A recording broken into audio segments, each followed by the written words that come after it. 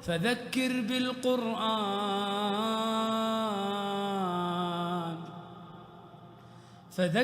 بالقرآن من يخاف وعيد. الحمد لله وكفى وسلام على عباده الذين اصطفى، أما بعد. اللهم صل على سيدنا مولانا محمد وآله وأصحابه وبارك وسلم كما تحب ربنا وترضى، عدد ما تحب ربنا وترضى. قال النبي صلى الله عليه وسلم: من صام رمضان ایمانا واحتسابا غفر له ما تقدم من ذنبه، او كما قال علیہ الصلاۃ والسلام. محترم بزرگوں اور عزیز بھائیوں اور دوستوں، حق تعالی شانہ محض اپنے لطف و کرم سے ہمارے کمزور عبادتوں کو قبول فرمائے اور ہمارے ٹوٹے پھوٹے روزوں کو قبولیت سے نواز کر تقوی کی دولت اپنے کرم سے ہمیں نصیب فرمائے. حق تعالی شانہ نے ایک مبارک ماہ مہمان سے ہماری زندگی کو آباد فرمایا تھا. خوش نصیب ہیں اللہ کے وہ بندے اور وہ بندیاں جنہوں نے اس ماہ مہمان کا استقبال عملاً کیا. ایک ہے کہ قولی اعتبار سے استقبال کے تذکرے ہوں اور استقبال کی مجالس ہوں. مجالس تو اس لیے ہوتی ہیں تاکہ آدمی کے فہم اور ادراک میں وہ بات اتر جائے اور دل جمعی کے ساتھ ایمان کے تقاضے اور اعمال کے مطالبے اور ماہ مبارک کی برکتوں کی سرفرازی ہماری اپنی زندگی کے اندر آ جائے. اور اگر خدا نخواستہ یہ صرف زبانی اور خیالی رہ جائے اور عملی استقبال جس کے لیے یہ مبارک مہینہ، اس کے رات، اس کے دن، اس کی صبح، اس کے شام اللہ پاک نے ہمیں نصیب فرمائے تھے تاکہ روزے کے ذریعے سے اور تراویح کے ذریعے سے اور اللہ کی پاک بارگاہ میں غلاموں کی طرح کھڑے رہ کر اپنی غلامی کا اعادہ کرنا اور اپنی زندگی میں اپنے ایمان کی تجدید و پاکی کا سامان کرنا اور روزہ رکھ کر اللہ پاک کی مرضی کی عملاً تربیت اپنی زندگی کے اندر حاصل کرنا کہ اللہ میں آپ کی مرضیات کے تابع ہوں، میری اپنی کوئی مرضی نہیں، بلکہ میں نے جب ایمان کا کلمہ پڑھ لیا اور آپ کو اپنا رب مان لیا اور انبیاء کے امام و کونین کے سردار، آقا نامدار، تاجدار مدینہ سیدنا محمد رسول اللہ صلی اللہ علیہ وسلم کو اپنا نبی اور اپنا امام اور اپنا مقتدی مان لیا، تو اب میری کامیابی آپ کی عبادت میں ہے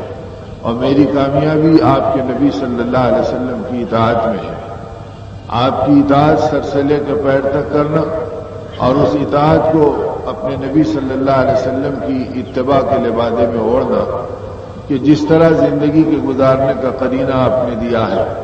چاہے وہ عبادات کا ہو، چاہے وہ آدمی کی معاشرت کا ہو یا وہ معاملات کا ہو، زندگی کے جس شعبے سے ہو وہ اپنی اخلاق کی بلندیوں کے ساتھ اور اللہ کی رضامندیوں کے ساتھ اور آخرت والے احتساب کے ساتھ کہ ایک دن آئے گا جس دن اس زندگی کا حساب و کتاب اللہ کی پاک بارگاہ میں دینا ہوگا، اسی کے لیے اللہ کا پاک کلام ہماری رہبری کا سامان کرتا ہے. اور یہ مبارک مہینہ اس مبارک پاک کلام کی تلاوت کا اور پھر اس کلام پاک کے فہم و فراست کا اور اس کی روشنی اور تدبر میں اپنی زندگی گزارنے کا ملا تاکہ یہ زندگی قرآن پاک کے آئینے میں وہ بن جائے جس کا اللہ پاک ہم سے مطالبہ کر رہے ہیں. یا ایھا الذین آمنوا قوا انفسکم واہلیکم نارا،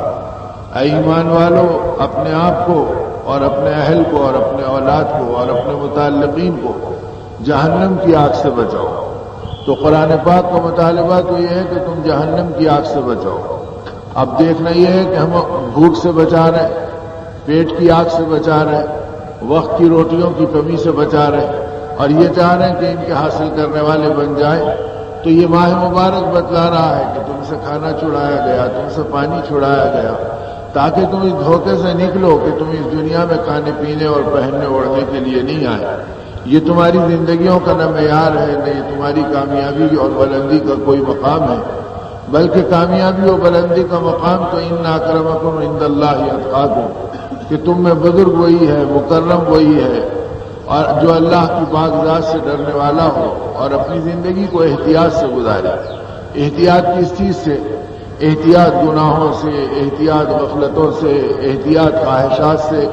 جو آدمی کو احکامات پہ چلنے سے روک دیں اور اللہ کی مرضی کے پہچاننے سے دھوکے میں ڈال دیں، نگاہوں کو اندھی بنا دیں اور خیالات کو دنیا کے دلدل میں پھنسا دیں. ان رذائل سے احتیاط کرنا اور ان تمام چیزوں سے اپنی زندگی کو نکال کر اللہ کی بندگی میں 100% حوالے کرنا. یہ نہیں کہ جس وقت جی چاہا اس وقت اللہ کے حوالے ہو گئے اور جس وقت جی نہیں چاہا اس وقت اپنی مرضی کے مطابق چلنے لگ گئے کہ بھئی ماحول ہے، مزاج ہے، وقت کا تقاضا ہے. نہیں، ہر حال کے اندر اللہ کی ماننا، اپنی خوشی کے اندر بھی اور اپنے غم کے اندر بھی، خوشگواری اور ناگواری میں پروردگار عالم کو معیار بنانا اور حضرت محمد رسول اللہ صلی اللہ علیہ وسلم کی اتباع میں اپنی کامیابی کا یقین جاننا اور ہر حال میں آپ کے پیچھے اپنے آپ کو چلانا. اس راستے کا نام تقویٰ ہے کہ وہ محتاط راستہ ہو، وہ محفوظ راستہ ہو جس میں اپنے آپ کو مکمل حوالے کر دینا. مسلمان کہتے ہیں اس کو ہے جو اللہ کے حوالے اپنے آپ کو مکمل کر دے. اسلم تسلیم، یہ کوئی گنجائش نہیں کہ مولا اس وقت طبیعت نہیں چاہیے میں نہیں مانا، اس وقت ماحول مجبور کر دیا میں بے بس ہو گیا، اس وقت اولاد کی تمنا راستے میں رکاوٹ بن گئی میں ٹھہر گیا، اس وقت میرے گھر والوں کی خوشیاں مجھے مجبور کر رہی میں آپ کی بغاوت و نافرمانی پہ چلنے میں اپنے آپ کو بے بس بنا لیا. یہ راستہ ایمان والوں کا نہیں ہے، بلکہ قرآن پاک کی ابتدا نے بتلا دیا یہ منافقین کا راستہ ہے، یہ ایمان کا والوں کا، مومنین کا راستہ نہیں ہے. مومنین کا راستہ یہ ہے کہ جو 100% اپنے آپ کو اللہ کے حوالے کر دے اور ہر حال میں، رات کے اندھیرے میں، دن کے اجالے میں، مجمعوں کے اندر، تنہائی کے اندر، خلوت و جلوت، ہر جگہ ایمان کے تقاضوں کو اور حضرت محمد رسول اللہ صلی اللہ علیہ وسلم کی اتباع میں اپنے آپ کو چلانا. اب ہم اپنی زندگیوں کو ٹٹول کے دیکھیں کہ یہ تقویٰ ہمیں اس مبارک مہینے میں ملا، یہ جذبے ہمارے بنے یا ہمارے جذبات کچھ اور رہ گئے. اس لیے کہ عبادات تو اس لیے ہے اور اعمال تو اس لیے ہے کہ وہ ہم کو سنوار دیں اور ہماری زندگی کو بنا دیں. اور اگر آدمی ان اعمال کو رسماً اختیار کر لے، حقیقتاً تقاضوں کے اعتبار سے اپنی کیفیات کو، اپنے عمل کو، اپنے جذبے کو، اپنی تمناؤں کو بدلنے تیار نہیں، تو دوسری دھمکی اسی مبارک مہینے میں دو جہاں کے سردار صلی اللہ علیہ وسلم نے خود ہی اس بات کو فرما دیا، جس کا حاصل یہ کہ رب صائم من صیامہ الا الجوع ورب قائم من قیامہ الا السحر، کما قال، کہ بہت سارے روزے دار وہ ہیں جو اپنے آپ کو روزے دار سمجھتے ہیں لیکن اللہ کے نزدیک ان کا شمار صرف بھوکے اور پیاسوں میں ہوتا ہے. اس لیے کہ انہوں نے بھوک و پیاس کو تو برداشت کیا لیکن اس کے نتیجے میں اطاعت کو اختیار نہیں کیا، ذوق نہیں بدلے، فکر نہیں بدلی، تمنا نہیں بدلی. اسی لیے رسول پاک صلی اللہ علیہ وسلم نے اس راستے کی دعائیں بھی سکھلائی اور اس راستے کے عمل بھی بتلائے کہ آدمی 100% اپنے آپ کو حوالے کر دے اور اس راستے پر اپنے آپ کو چلا دے. ایک صحابی آئے اور حضور اکرم صلی اللہ علیہ وسلم کی خدمت میں مجلس نبی میں پہنچے. ابھی ان کی شروعات تھی اور اللہ کے نبی صلی اللہ علیہ وسلم کے گویا حلقہ اثر میں آپ داخل ہی ہوئے تھے. اب جب آئے اور سلام کیا، مصافحہ کیا، تو حضور اکرم صلی اللہ علیہ وسلم نے مصافحہ فرمایا تو آپ نے محسوس کیا اور دیکھا کہ ان کے ہاتھ میں ایک سونے کا چھلا پڑا ہوا ہے، سونے کی ایک انگوٹھی ہے. نبی رحمت صلی اللہ علیہ وسلم پہ ناگوار ہوا اور آپ نے انتہائی ناگواری کے ساتھ اس چھلے کو انگلی سے نکالا اور یہ کہتے ہوئے کہ تم نے یہ کیا جہنمیوں کا زیور پہن رکھا ہے، اسے اٹھا کر پھینک دیا. تو یہ بات سمجھا دی کہ ایمان والوں کو یہ چیز زیب نہیں دیتی، یہ عورتوں کے لیے حلال بنیادوں کے اوپر جائز طریقے پر پہننے کی اجازت دی گئی. ان کو بھی دکھاوے کے لیے، نمائش کے لیے، اترانے کے لیے اور حلال و حرام کی تمیز کے بغیر ان چیزوں کو لینے کے لیے گنجائش نہیں دی گئی، بلکہ یہ کہ اپنی ذاتی زینت، طبیعت کی راحت، اپنے محرموں کی خوشدلی کا سامان اس سے کرو. اس کے علاوہ تمہیں دنیا میں نمونہ اور تماشا بننا اور کھلونا بننا اور دوسروں کے ایمان پر ڈاکے ڈالنے کا سبب بننا، ایسی زیب و زینت سے امت کی عورتوں کو بھی منع کیا گیا۔ تو مردوں کے لیے کوئی گنجائش ہی نہیں رکھی کہ تم عورتوں کی نقل اتارو، ان کی مشابہت کرو اور ان کے پیچھے اپنے آپ کو چلاؤ۔ تو چنانچہ جب ان چیزوں سے روکا گیا تو آپ صلی اللہ علیہ وسلم نے عملاً اس کی تربیت فرما دی، اور آپ نے اپنے صحابی رسول صلی اللہ علیہ وسلم کی انگلی سے نکال کر اسے ناگواری سے پھینک دیا۔ وہ ادب سے بیٹھ گئے اور مجلس میں شریک رہے، اور جب مجلس ختم ہوئی تو صحابہ کرام فرماتے ہیں جب ہم اٹھ کے چلنے لگے تو ہمارا وہ ساتھی بھی چلنے لگا، اور یہاں تک کہ مسجد کے دروازے پہ پہنچ گئے۔ ہمیں گمان ہوا کہ وہ بھول گیا۔ ہم نے کہا کہ تمہاری انگوٹھی مسجد کے اس کونے میں پڑی ہے، جاؤ اور اس کو اٹھا لو۔ تو اس ایمان والے نے نہ گردن پلٹائی، نہ نگاہ اٹھائی، نہ اس انگوٹھی کو ہاتھ لگانا تو پوجا دیکھنا بھی گوارا نہیں کیا، اور کہنے والوں کو کہہ دیا کہ جس کو اللہ کے نبی صلی اللہ علیہ وسلم نے ناگواری سے پھینک دیا، ایمان والے کی نگاہ اس کو دیکھنا بھی گوارا نہیں کرتی۔ بلال کو حق ہے کہ اس کو اٹھا لے اور مدینے کے یتیموں اور غریبوں میں تقسیم کر دے، اب وہ ہمارے گھر کی عورتوں کے لائق بھی نہیں ہے۔ تو گویا اس طرح اطاعت کی کہ ادھر آپ کا اقرار کیا، ادھر اطاعت اور اتباع کا راستہ اختیار کیا اور اپنے آپ کو بتلایا۔ یہ نہیں کہ بھئی آہستہ آہستہ دین پر آئیں گے، جیسا ہمارے باطل کلمات زبان پر آ گئے۔ مصیبت یہ کہ ہم نے باطل کسی اور چیز کو سمجھ لیا، ہم اپنی زندگی کی غفلتوں کو باطل نہیں سمجھ رہے، اسی لیے ہماری دعاؤں پر عالم کا باطل بھی نہیں ٹوٹ رہا، ہمارے اعمال کے اندر باطل کو توڑنے والی روحانیت اور نورانیت بھی نہیں پیدا ہو رہی ہے۔ باطل وہ ہے کہ جس کے اندر آدمی نبی کو نبی مان کر پھر نبی کی مخالفت پر چلنا، یہ نقد عذاب کو بلانے کا راستہ ہے، یہ زندگی میں خدا کی طرف سے حوادث اور مصائب کے کھلنے کا دروازہ ہے کہ تم نے نبی کو نبی مان کر نبی کی ذات کی مخالفت کی اور نبی کی اطاعت کے اندر آگے پیچھے ہو گئے اور نبی کی اتباع میں بغلے جھانکنے لگ گئے۔ اب یہ راستہ اللہ کے عذاب کو اور غضب کو بھڑکانے کا سبب بنتا ہے۔ اس لیے فرمایا کہ 100% اپنے آپ کو اپنے نبی صلی اللہ علیہ وسلم کی اتباع میں چلاؤ۔ قل ان کنتم تحبون اللہ فاتبعونی، اللہ کی محبت کا دعویٰ بھی آپ کی اتباع کے بغیر پورا نہیں ہوگا۔ اور اتباع یہ ہے کہ جو چیز آپ نے بتلا دی، تو اب اتباع میں آدمی یہ دیکھے کہ میرے آقا کا غم کیا تھا، میرے آقا کی تمنائیں کیا تھی۔ اس لیے کہ سوچنے سے لے کے کرنے تک یہ امت پابند بنائی گئی نبی رحمت صلی اللہ علیہ وسلم کی اتباع کی اور آپ کے پیچھے چلنے کی۔ تو آپ صلی اللہ علیہ وسلم نے دعائیں بھی سکھلائی، تدبیر کے طور پر عمل بھی بتلائے، اعمال کے اختیار کرنے کے لیے ماحول بھی بتلایا، ماحول کے بنانے کے لیے دعوت کا راستہ اور دین کی محنتوں کا وجود بھی بتلایا، تاکہ یہ ایمان والا موت کی آخری سانس تک زمین پر جنگل میں ہو یا شہر میں ہو، اپنوں میں ہو یا بیگانوں میں ہو، یہ اپنے ایمان کی حفاظت کر سکے اور اعمال پر جم سکے اور اللہ کی بارگاہ سے غیبی مددوں کو وہ دروا سکے۔ اس لیے آپ صلی اللہ علیہ وسلم نے ایک ترتیب زندگی پوری امت کے حوالے کی کہ جب اس کے اندر آپ صلی اللہ علیہ وسلم نے دعائیں سکھلائی، اللہم اجعل وساوس قلبی خشیتک و ذکرک وجل ہمتی و ہوایا فیما تحب و ترضی۔ اس میں آپ نے اس بات کی دعا کی ترغیب دی اور یہ اس بات کا ذہن امت کا بنایا کہ آپ خود مانگتے رہے، اے اللہ تو میرے دل کے وسوسوں کو اور میری تمناؤں کو اپنا خوف اور اپنی یاد بنا دے۔ تو نبی تو تمناؤں کے اندر اور وسوسوں میں خدا کا خوف مانگے اور خدا کی یاد مانگے، اور نبی کی امت اپنے وسوسوں اور تمناؤں میں دنیا کی 2 روٹی مانگے، مال کے چند ٹھیکرے مانگے اور دنیا میں مٹی میں مل جانے والی شکلوں کی در و دیواروں کو مانگے، خالی ظاہری شکل کی اونچی اونچی عمارتوں کی تمناؤں میں زندگی کی راہ ٹپکا دے۔ تو میرے دوستو، یہ تمنائیں تو بت پرستوں کی اولاد میں بھی ہے، یہ تمنائیں تو یہود و نصارہ کے گھرانوں میں بھی ہے۔ اگر خدا پرست اور بت پرست کی تمنائیں ایک ہوں تو یہ نبی کا امتی کیسے کہلائے گا؟ یہ کامل اور سچا آپ کا تابعدار غلام کیسے کہلائے گا؟ تو وہ راستہ بتایا گیا کہ تم ان مبارک اعمال کے ذریعے سے، وہ تقوی کا مطلب یہ کہ اپنی سوچ بھی، اپنی نگاہ بھی، اپنی زبان بھی، اپنے عمل بھی اور زندگی کے ہر میدان میں اپنا رخ پلٹو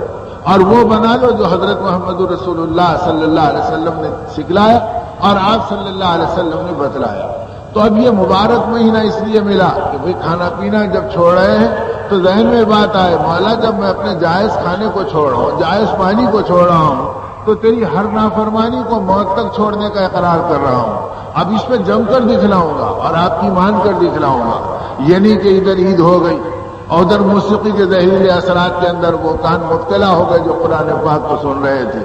وہ نگاہیں جو قرآن پاک کی تلاوت کر رہی تھی یہ بے حیائی کے شکار بن گئے اور یہ بدنگاہی میں مبتلا ہو گئے. اور وہ زبان جو اللہ کے پاک کلام اور اللہ کی بڑائی بیان کر رہی تھی، جس کے شکرانے میں اللہ پاک نے عید کی مسرت اور عید کی یہ نعمت عطا فرمائی کہ ہماری خوشیاں بھی وہ ہے جس میں ہم اللہ کی بڑائی بیان کرتے ہیں، ہماری خوشیاں بھی وہ ہے جس میں بندہ اپنے رب کی عظمت اپنے دل میں اور بڑھاتا ہے. اس لیے بار بار تکبیرات میں کہا گیا اللہ اکبر اللہ اکبر لا الہ الا اللہ واللہ اکبر اللہ اکبر وللہ الحمد، کہ تعریف اللہ کی کرو، ہونا اللہ کا بیان کرو، بڑے اللہ ہے بیان کرو، ان کے علاوہ غیر سے کچھ نہیں ہوتا کہو، یہاں تک کہ تمہارا دل خدا کے غیر سے پاک ہو جائے اور خدا کے غیر سے بیدار ہو جائے. ایک اللہ کی عظمت کے علاوہ کسی اور کی طرف یہ قلب جھانکنے والا نہ بنے. اسی لیے ابراہیم ابن ادھم رحمۃ اللہ علیہ نے فرمایا کہ اب عجیب بات ہے، میں اس زمانے کو دیکھ کر وحشت کھا رہا ہوں. لوگوں نے کہا حضرت کیسی عجیب بات کہہ رہے ہیں، لوگ آپ کے ہاتھ پہ ہاتھ دے رہے ہیں، توبہ کے دروازے پر کٹکھٹا رہے ہیں، آپ کے قدموں میں بیٹھ کر ایمان اور اعمال کی تازگی پا رہے ہیں، اپنی غفلتوں کی زندگی کے اوپر نادم اور شرمندہ اللہ کی بارگاہ میں ہو رہے ہیں، اور آپ فرما رہے ہیں کہ میں لوگوں کے ماحول کو دیکھ کے وحشت زدہ ہوں. فرمایا کہ اس سے بڑھ کر کیا ہو، قدم قدم پر مجھے جسموں کے مردہ ہونے پہ رونے والے نظر آتے ہیں. باپ کا انتقال ہو گیا رو رہے ہیں، اور بیٹا گزر گیا رو رہے ہیں، اور بھائی گزر گیا رو رہے ہیں. تو جسموں کے مردہ ہونے پہ رونے والے قدم قدم پہ نظر آتے ہیں، لیکن دلوں کے مردہ ہونے پہ رونے والا خال خال نظر آتا ہے. کوئی ایسا نظر نہیں آتا جو دلوں کے مردہ ہونے پہ روئے. اور دوسری جگہ اس بات کو فرما دیا گیا، یاد رکھو اگر مخلوق کے تذکروں میں تمہارا جی لگنے لگے اور خالق کے تذکرے سے تمہیں وحشت ہونے لگے تو سمجھ لو یہ تمہارے دلوں کے مردہ ہونے کی کھلی علامت. اور جب دل مردہ ہو گئے تو اعمال مردہ ہو گئے، اعمال مردہ ہو گئے تو دعائیں بے جان ہو گئیں، دعائیں بے جان ہو گئی تو پھر یہ انسان اللہ کی نگاہ میں بے قیمت ہو گیا، اور جو اللہ کی نگاہ میں گر گیا وہ زمین و آسمان کے نقشوں میں گرا دیا جاتا ہے. اس لیے میرے دوستوں اور میرے بزرگوں، یہ دنیا کھیل نہیں ہے اور اسے کھیل نہیں بنانا ہے، یہ تماشاگاہ نہیں ہے. یہ دنیا تو آدمی کے لیے اس کے امتحان اور آخرت کی تیاری کی جگہ ہے. یہ وہ جگہ ہے جہاں پر اگر آدمی اس دنیا کو مقصود اور مطلوب بنا لے تو یہ دنیا کے چاہنے والے نادان ہیں، اور دنیا کے اندر اپنے منصوبوں کا خواب دیکھنے والے یہ عقل کے اعتبار سے ناسمجھ اور بیوقوف ہیں. ان انسانوں کا اللہ کے ہاں کوئی مقام نہیں ہے. اللہ کے ہاں ان کا مقام ہے جو دنیا کے ان سارے نقشوں کے بیچ میں اللہ کے حکموں کی حفاظت اور محمد رسول اللہ صلی اللہ علیہ وسلم کی اطاعت اور دین کی حیات اور ایمان کا بقا اور عالم کے اندر ایمان والی زندگی کا چلن اور اپنے نبی کی مبارک زندگی کی دل کی دھڑکن ہمارے اپنے اندر کے اندر پیوست ہو جائے اور راسخ ہو جائے. ان فکروں کے ساتھ اپنی زندگیوں کے گزارنے والے چنانچہ نبی رحمت صلی اللہ علیہ وسلم نے ان باتوں کا تذکرہ فرما دیا کہ یاد رکھو جب زمانہ ایسا آئے گا کہ لوگ مال کو بلا تمیز کے اپنے حلق سے نیچے اتارنے لگ جائیں گے، یہ مفہوم ہے اس کا، اور فرمایا زکوٰۃ ان پہ بوجھ بن جائے گی، اور پھر ان کی زندگی کا حال یہ ہوگا کہ وہ اس زندگی کے اندر وَأَطَاعَ الرَّجُلُ زَوْجَتَهُ وَقَوْمَهُ وَبَرَّ صَدِيقَهُ وَجَفَا أَبَاهُ. تم دیکھو گے کہ لوگ اپنی بیویوں کی اطاعت کر رہے ہیں اور ماں کی نافرمانی کر رہے ہیں. تم دیکھو گے کہ لوگ دوستوں کی دلداری کریں گے اور باپ کے ساتھ غداری کریں گے. جب یہ احوال آ جائیں تو سمجھو یہ فتنے کا دور ہے، یہ بدعمالیوں کی نحوست ہے جس کے اندر تم گھیر دیے گئے اور گھرا دیے گئے. وہاں تو زندگی کے اندر وہ نظارے بتلائے گئے کہ مسجد نبی میں نبی رحمت صلی اللہ علیہ وسلم کی مجلس میں ایک نوجوان آیا اور اس نے کہا اللہ کے نبی صلی اللہ علیہ وسلم میرا باپ مجھ سے ہمیشہ مطالبہ کرتا ہے اور مجھ سے ہمیشہ کوئی نہ کوئی اپنی ضرورت اور اپنی فرمائش رکھتا ہے، میں پریشان ہوں کہ میں کیا کروں اور کیسے کروں. اللہ کے نبی صلی اللہ علیہ وسلم نے فرمایا کہ ان کے باپ کو بلاؤ. اور جب باپ کو بلا لائے تو اتنے میں جبرائیل امین آ گئے اور حضرت جبرائیل امین نے آ کے کہا کہ اللہ کے رسول صلی اللہ علیہ وسلم اس کا جو باپ آ رہا ہے آپ اس سے پوچھئے کہ تو نے اپنے خیالات میں کچھ اشعار گویا پھیلائے تھے، ابھی وہ اشعار تیرے زبان پر نہیں آئے، تیرے ذہنوں میں پک رہے تھے، تیرے سینے میں پل رہے ہیں، لیکن آسمان پہ رہنے والا رحمان عرش کے اوپر اس کو سن لیا ہے اور وہ یہ چاہتے ہیں کہ آپ بھی ان اشعار کو سن لیں۔ حضور اکرم صلی اللہ علیہ وسلم انتظار فرمائے یہاں تک کہ اس نوجوان کے باپ تشریف لے آئے۔ حضور اکرم صلی اللہ علیہ وسلم نے آتے ہی فرمایا پہلے وہ اشعار اپنی زبان سے ظاہر کرو جو تمہارے سینے میں پل رہے تھے اور تمہارے ذہنوں میں پک رہے تھے، ابھی تمہاری زبان پر نہیں آئے، لیکن ہمارا اور تمہارا رحمان رب وہ عرش کے اوپر تمہارے اشعار کو سن لیا ہے، اس لیے کہ رب وہ ہے جو سننے میں کامل ہے، وہ دل کے بھیدوں کو جانتا ہے، وہ دل میں پیدا ہونے والے ارادوں سے پہلے ارادوں سے واقف ہوتا ہے۔ اب جب یہ کہتے ہی اس آنے والے صحابی رسول صلی اللہ علیہ وسلم کا بدن لرز گیا، انہوں نے کہا اللہ کے نبی ہم آپ کے اور اپنے رب پر قربان ہیں کہ جب آپ کی مجلس میں آتے ہیں تو رب پہ ایمان اور بڑھ جاتا ہے، بے شک ابھی میری زبان پر وہ جمع نہیں ہوئی، ابھی وہ میرے خیالات کی دنیا میں پھیلے ہوئے ہیں اور میرے سینے میں پرورش پا رہے ہیں، لیکن رحمان عرش کے اوپر انہیں سن لیا اور اسی نے آپ کو باخبر کیا۔ آپ نے فرمایا پہلے اسے سنا دے، تو عرب کی گھٹی میں اشعار پڑے ہوئے تھے اور برموقع مرد اور عورتیں ان چیزوں کو اپنی زبان پر برملا لا لیتے تھے۔ چنانچہ جب آپ صلی اللہ علیہ وسلم نے فرمایا تو اس نے اشعار پڑھنا شروع کیے، غدوتک مولود ومنتک یافع تعل بما اجنی علیک وتنحل۔ اب آگے اس نے اور اشعار کا ایک بند باندھا۔ اس نے کہا کہ جب آپ نے مجھے بلایا اور معلوم ہوا کہ میرے بچے نے آپ کے سامنے مقدمہ رکھا تو میرے ذہن میں اس کے سارے جذبات پھیل گئے اور میں اشعار گویا جمع تھے جسے اب میں پڑھ رہا ہوں۔ ان اشعار کا خلاصہ یہ تھا، اے میرے بیٹے میں نے تجھے بچپن میں پالا اور تیری محبتوں کے اندر میں نے اپنی محبتوں کو لٹایا، تیرے جذبات کو بنانے کے لیے اپنے جذبات کو میں نے دفنا دیا اور تیرے ارمانوں کی حفاظت کے لیے میں نے اپنی راحتوں کو قربان کر دیا۔ اگر تو بیمار ہوتا تو میں تجھ سے زیادہ بیمار ہو جاتا، تو روتا تو میں روتا تھا اور تیری بے قراری کو میری طبیعت دیکھنے پہ آمادہ نہیں تھی، تیری ہائے نکلتی تھی میری چیخ نکل جاتی تھی اور میں تیرے لیے آگے پیچھے پھرتا تھا اور تیری ایک ایک مسکراہٹ دیکھنے کے لیے پوری پوری رات کی نیند قربان کر دیتا تھا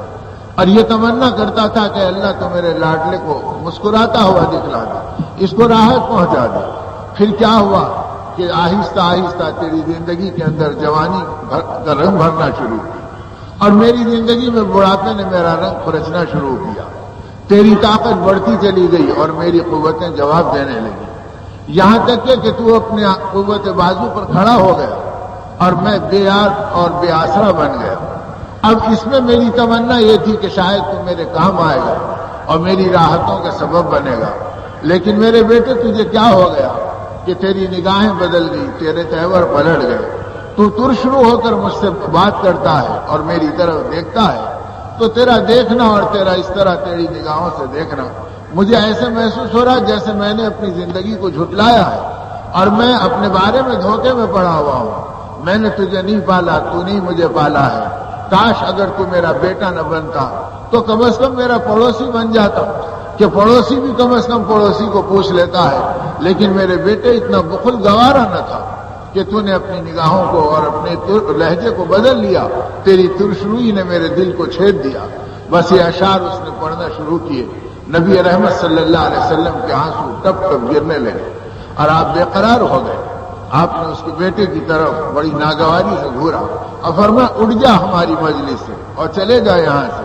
یاد رکھ تو اور تیرا مال تیرے باپ کا ہے، اسے حق ہے کہ جیسے چاہے تجھے استعمال کرے اور تجھے بڑھ کرے۔ تو میرے دوستوں اور میرے بزرگوں، جس آقا نے تقوی کو اولاد کی پرورش میں بتلایا، باپ کی اطاعت میں دکھلایا تاکہ یہ ایمان والا اپنی زندگی کو صحیح بنائے، اب تو تقوی کی زندگیاں لٹ گئیں، روزہ اپنی جگہ، تلاوت اپنی جگہ، نماز اپنی جگہ، خیرات اور صدقات اپنی جگہ، لیکن ہمارے جذبات بے دینوں کی طرح بن گئے، ہماری تمنائیں اس ردی سامان کو مطلوب و مقصود بنانے والی بن گئی اور اس مردار دنیا کو سب کچھ سمجھنے والے دھوکے میں ہم مبتلا ہو گئے، ہمیں آخرت کا تصور لٹ گیا، ہمارے گھرانے ایمان کے تذکروں سے ویران ہو گئے، ہماری زبانیں گم ہو گئیں جو اپنے نبی کی محبت کے تذکرے اور ان کی اطاعت کے تذکرے کریں۔ ہم اپنی اولاد کو نبی کے دشمنوں سے تو واقف کرا دیے لیکن نبی کی وفاداری سے ہم نے واقف نہیں کرایا، گھرانے نبوت کے تذکرے اور ان کی زندگیوں کی محبتوں سے ان کو آباد نہیں کیا، نتیجے کے اندر یہ راستہ بدلایا گیا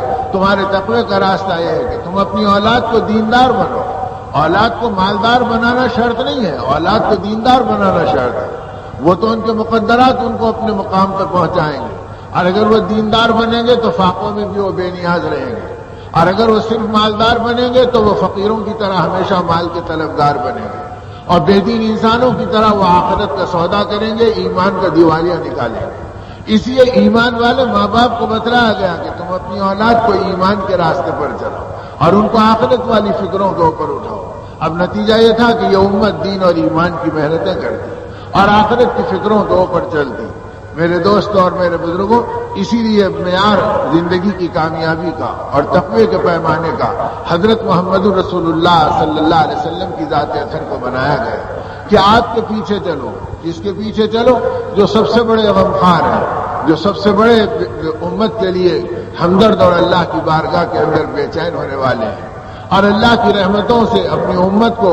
گویا واقف ہی نہیں بلکہ گویا سر سے لے کے پیر تک ان کی زندگیوں کو اس رحمتوں کے خزانے میں ڈبونے والے ہیں. ایسے نبی کے پیچھے چلو. لیکن میرے بھائیوں اور میرے بزرگوں، جب ایمان کے تذکرے ختم ہو گئے، آخرت کی فکریں لوٹ گئی، تو محبوب نبی کے پہچاننے سے نگاہیں اندھی ہو گئی. نبی کے دشمنوں کو پہچاننا، ان کو سینے سے لگانا. آج کتنے ایمان والے گھر ہیں جن گھرانوں کے اندر یہودیت پرورش پا رہی ہے،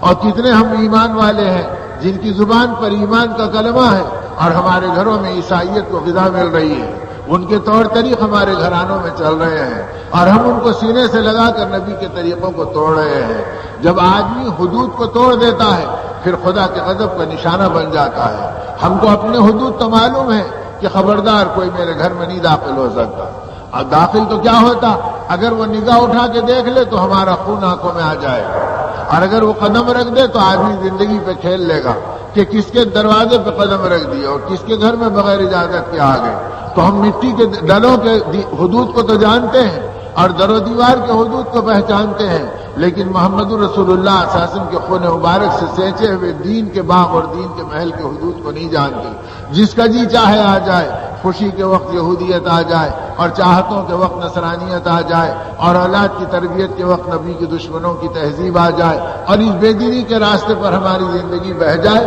ہمیں کوئی شعور نہیں کہ ہم کیا کر رہے ہیں اور ہم کتنی بڑی بغاوت کا اعلان کر رہے ہیں اور خدا کے غضب کو دعوت دے رہے ہیں. اس راستے سے ہماری زندگی میں دیکھتے دیکھتے اعمال نبوت چھن گئے اور نبی رحمت صلی اللہ علیہ وسلم کی فکریں لٹ گئیں اور آپ کے والی محنتوں سے ہماری زندگیاں بیگانہ ہو گئی کہ جس کام کے لیے ہم اس دنیا میں بھیجے گئے تھے اب اس کام کو ہم اپنا کام ہی نہیں سمجھتے. ہم تو ایمان کے کام کے لیے، آخرت کی فکروں کے لیے، نبی کے پیغام کے لیے، قرآن پاک کے اس انوار کو دنیا میں بانٹنے کے لیے بھیجے گئے تھے. ہم دنیا کے اندر لینے کے لیے نہیں بلکہ ایمان کی دولت دینے کے لیے آئے تھے. لیکن جب ہم لینے والے بن گئے، بھکاری بن گئے، فقیروں کی طرح ہمارے ہاتھ بڑھ گئے، زبانیں ساحلوں کی طرح کھل گئی، تو پھر زندگی بھی ساحلوں کی طرح بے وزن ہو کر رہ گئی. عالم کے اندر جو آج ہمارا سایہ رحمتوں سے لٹ گیا اور امن و عافیت سے چھن گیا اور زندگی کے اندر عصمت اور عزت خطرات میں پڑ گئی، ان سب کی بنیاد قرآن اور اللہ کا پاک کلام جس پہ ہمارا ایمان ہے وہ یہ بتلا رہا ہے کہ تم نے اپنی زندگی کے ساتھ جفاکاری کی، بے وفائی کا معاملہ کیا، اپنے محبوب نبی کے راستے کو نہیں پہچانا جو نبی امت کے لیے تڑپا ہو، جو نبی انسانیت کے لیے غم کھایا ہو، جو نبی اللہ کی رحمتوں اور ان کی امانتوں کو بانٹنے کے لیے اپنے آپ کو بے چین کیا ہو. طائف کے پہاڑوں سے پوچھو رحمت عالم صلی اللہ علیہ وسلم پہ کیا گزری. آقا اللہ کا پیغام لے کے گئے ہیں اور امانت دین کو پھیلانے کے لیے پہنچے ہیں اور 3 میل تک پتھروں سے آپ کا استقبال کیا گیا ہے اور نکیلے پتھر شریر لے کے پھرتے ہیں اور آپ کے جسم مبارک کو خون آلود کر دیتے ہیں، یہاں تک کہ نالے نے مبارک چمٹ گئے اور جوتی مبارک تلووں سے گویا چپک گئی. اس طرح آپ خون میں لہو لہان ہوئے اور ایک دشمن کے باغ میں پناہ لینے کے لیے بھی ایسے متحمل اور پہاڑ جیسے دل رکھنے والے نبی اپنے آپ کو بٹھا گئے. اور جب ادبا ابن ربی کے باغ میں آپ جا کے بیٹھے تو ادبا کی آنکھوں میں بھی پانی آ گیا، وہ دیکھ کر کانپ گیا، اس کو عرب کی غیرت ابھری. ارے مہمان کے ساتھ اور آنے والے اس مسافر کے ساتھ کیا سلوک ہماری قوم نے کیا. اس نے فوراً اپنے خادم زید سے کہا کہ زید اٹھو اور یہ انگور کا خوشہ لے کر جاؤ، مجھے ہمت نہیں کہ ان کی آنکھ میں آنکھ ملا سکوں. اور ان کے ساتھ یہ ہونے والے سلوک پر اتنا شرمندہ ہوں کہ میں سامنے آنے کی طاقت نہیں رکھتا. تم جاؤ اور اپنے نبی سے اس بات کو کہہ دو کہ عتبہ نے یہ بات کہی ہے کہ میرے خون کی قسم میرے اس خوشے کو قبول کر لینا اور میرے قصور کو معاف کر دینا. نبی رحمت صلی اللہ علیہ وسلم نے نہ صرف اسے معاف کیا بلکہ جبرائیل امین نے جب ملک الجبال کو اپنے ساتھ لائے اور کہا اللہ نے پہاڑوں کے فرشتے کو بھیجا ہے, آپ حکم دیں تو دونوں پہاڑوں کے بیچ کی آبادی ہے جس میں ملا کر اسے پیس دیا جائے, تو آپ تڑپ گئے اور آنسو ٹپک گئے. فرمایا مولا انہیں معاف کر دے, یہ آپ کو بھی نہیں پہچانتے, آپ کے نبی کو بھی نہیں جانتے. اے اللہ یہ نہیں تو ان کی اولاد مان لے گی اور صحیح راستے پہ چل جائے گی. تو میرے دوستو ایسے بے قرار نبی کو ہم نے نہیں پہچانا اور اس کے پیچھے اپنی زندگیوں کو 100% نہیں چلایا, بلکہ ہم ان کے دشمنوں کے راستوں میں عزتوں کو تلاش کرنے لگے.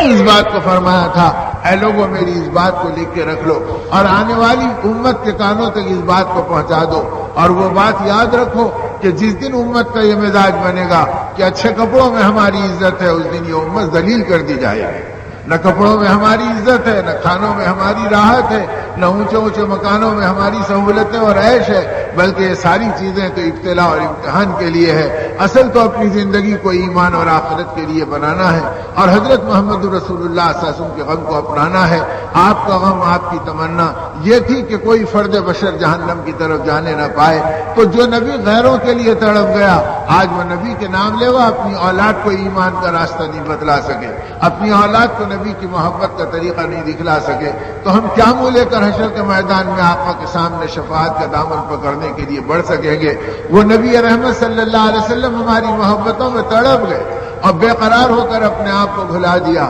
یہاں تک کہ جب بھی مانگا رات کے اندھیرے میں, دن کے اجالے میں, فقر و فاقے میں اور اپنی زندگی کی مشقت اور مجاہدوں میں اور اپنے گھرانے کو بلکتا اور نواسوں کو تڑپتا ہوا دیکھ کر جب بھی مانگا تو آپ نے قربانیاں ان کی دیکھی اور مانگا ہم گناہگاروں کے لیے, مولا اس امت کی مغفرت فرما دینا, اس کو ہدایت کے راستے پر چلا دینا. آپ کی تمنا ہمارے لیے رہی. اتنا تڑپے ہیں کہ جب مانگنے کا وقت آیا اور حق تعالی شانوں نے فرمایا مانگو ہمارے نبی, تو مانگتے مانگتے بے قراروں کو فرمایا مولا قیامت کے دن میری امت کا حساب میرے حوالے کر دینا. حق تعالی شانوں علام الغیوب ہے, اس کے باوجود اللہ پاک تعلیف قلبی کے لیے اپنے نبی صلی اللہ علیہ وسلم کی خدمت میں جبرائیل امین کو بھیجا. اے جبرائیل ہمارے نبی کو ہمارا پیام اور سلام پہنچاؤ اور پوچھو کہ آخر وہ امت کا حساب اپنے ہاتھوں میں کیوں مانگتے ہیں. آپ جبرائیل امین کے سامنے رو پڑے اور بے قرار ہو کے فرمایا جبرائیل میری امت کمزور ہے, یہ گناہوں اور قصوروں کے ساتھ اٹھے گی